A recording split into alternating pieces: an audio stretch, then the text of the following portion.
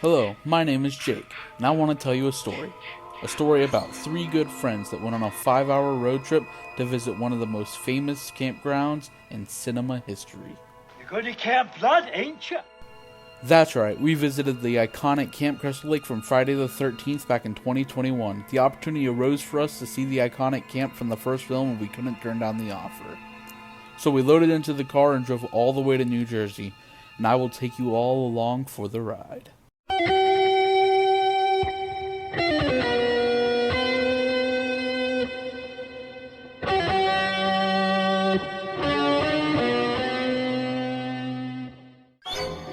Our road trip started off in Connecticut, and we drove about 500 miles to New Jersey. We wanted to stop, kind of like how the film opened up, in Hope, New Jersey. If you're unfamiliar with this cemetery right here, it's where Annie gets dropped off by the truck driver on her way to Camp Crystal Lake. So we wanted to make our first stop here and check out the cemetery before we made it into camp. Now, we were short on time, so we didn't get to spend too much time in the cemetery, but we did get some really cool photos. Here's the boys in front of the cemetery sign, and here's myself.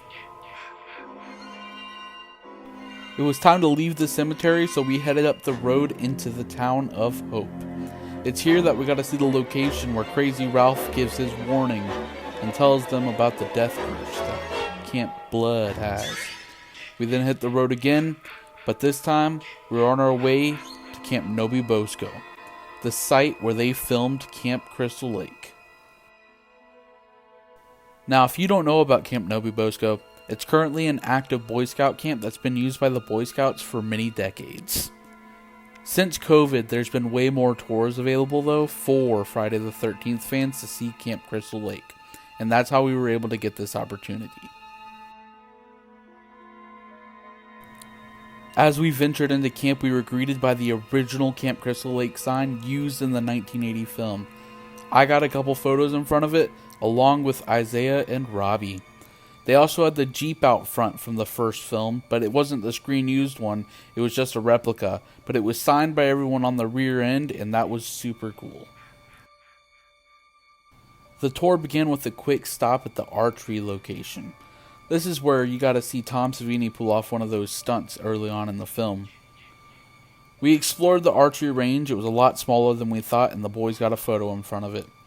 As we finished up, we made it over to the lake, at the spot where they filmed the iconic shot at the end of the film with Jason grabbing Alice.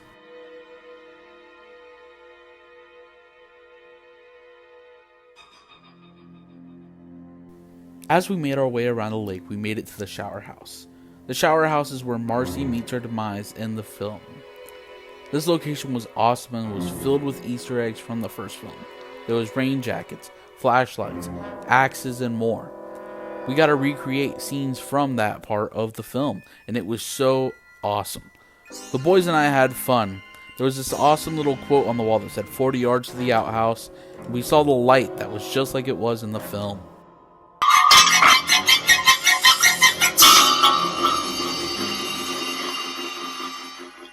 It was time to leave the shower house and explore the lake in its entirety. We grabbed some photos, one with me with the Jason mask on, and ended up walking around the side of the lake until we made it to the spot where Pamela Voorhees got her head cut off.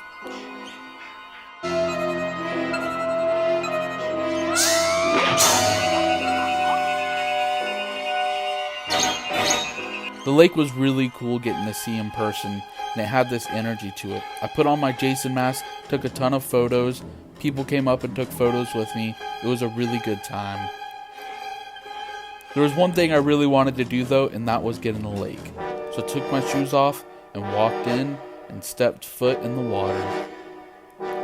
Next, we made our way up to the location where Kevin Bacon's character met his demise in the film. The cool thing about this spot is it's where Brenda's bed is located and the axe is in her bed. It's the bunk beds where Jack's and Ned's body are found. We had a ton of fun here. Robbie recreated the scene of the location of the axe, and Isaiah was just chilling and vibing. Being in the cabin just put us right into the movie.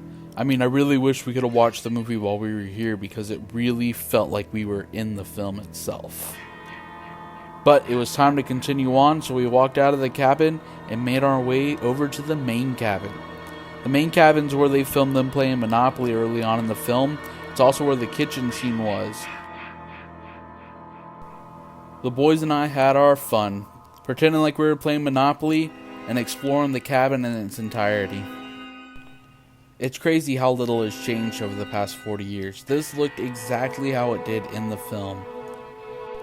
The boys and I wanted to have some fun, so Robbie wanted to pretend like he was Crazy Ralph coming out of the cupboard to tell us about the death curse. Our next location on the tour was the site of the first killings in the entire film. The opening sequence in 1957, where the two camp counselors having sex get sliced up by Pamela. This spot was a storage spot for Camp No-Be-Bo-Sco, but it was still really cool to see in person. As we wrapped up, we made our way back, and it was time to leave camp and head into town. The boys and I were hungry, and I knew exactly the place that we should go to quench our hunger. In the film, Steve Christie stops at a diner, and this is known as the Blairstown Diner here. We made our way in, and I grabbed myself Jason's favorite chicken sandwich. It was a really good sandwich, and we had a great time at the diner. We explored Blairstown some more, and we just kept getting surprised by how friendly everyone was and how beautiful the town was. We concluded our day by watching a parade celebrating the local high school graduation in Blairstown. What an amazing time we had.